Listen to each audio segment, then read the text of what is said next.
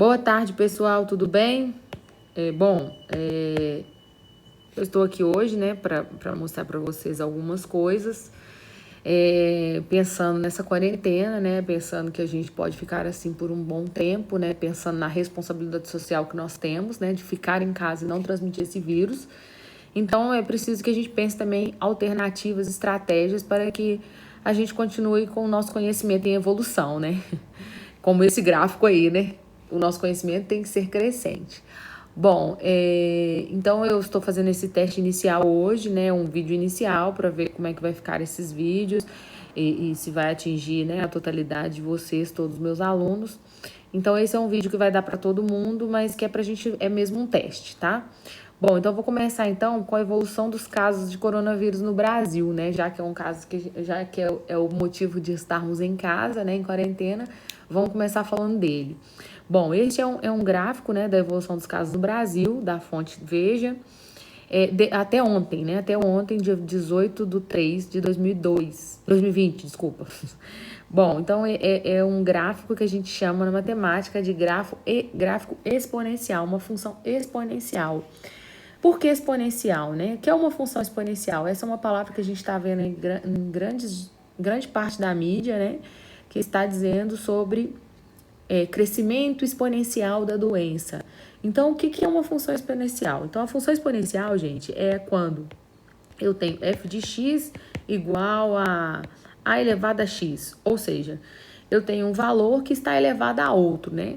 No caso dessa função de caso no Brasil, a gente não vai ter o valor correto, porque também são várias variantes, né? Por exemplo, as pessoas em casa ou não é uma variante, né? Se tiver mais pessoas na rua, mais outras pessoas serão contaminadas e assim nós teremos mais casos e nós já sabemos que vamos ter grandes problemas aí. Mas o que é a função exponencial? Vamos supor que uma pessoa, é o caso aqui do dia 26/2, uma pessoa foi contaminada. Logo no segundo dia, já temos a segunda pessoa contaminada. Então, se ela continuasse nessa função exponencial crescente da seguinte maneira, que seria, neste caso aqui, pensando do primeiro dia para o segundo dia no Brasil, seria f de x igual a 2 elevado a n.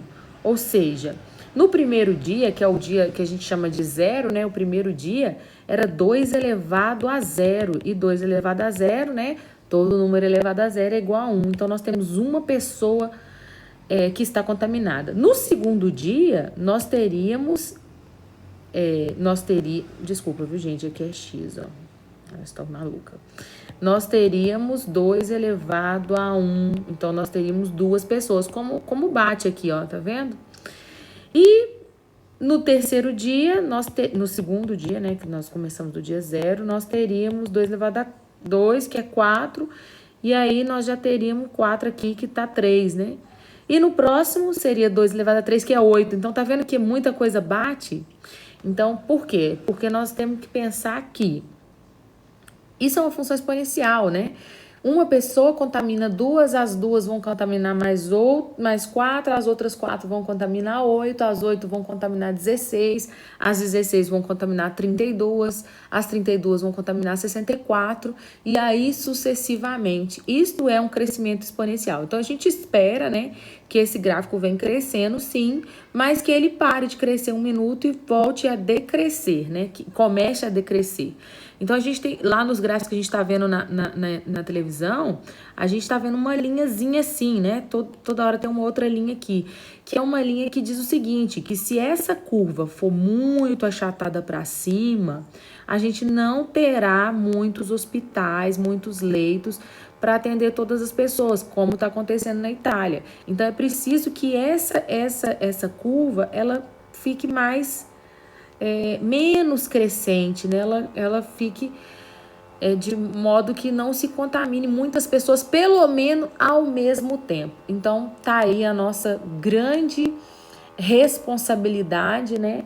De não ficar transitando por aí para a gente não contaminar mais e mais pessoas.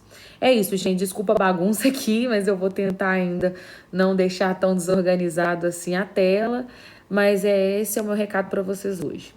Um abração e em breve estaremos juntos de novo. Beijo.